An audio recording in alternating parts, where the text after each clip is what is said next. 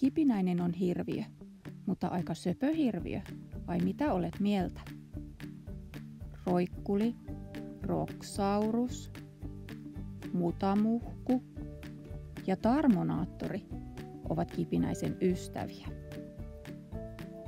Kipinäinen ystävineen kohtaa erilaisia ongelmia, joita he selvittävät yhdessä. Ja he saavat loistoajatuksia, jonka seurauksena kumautetaan loistoajatusten kongia, joka kokoaa kaikki hirviöt paikalle.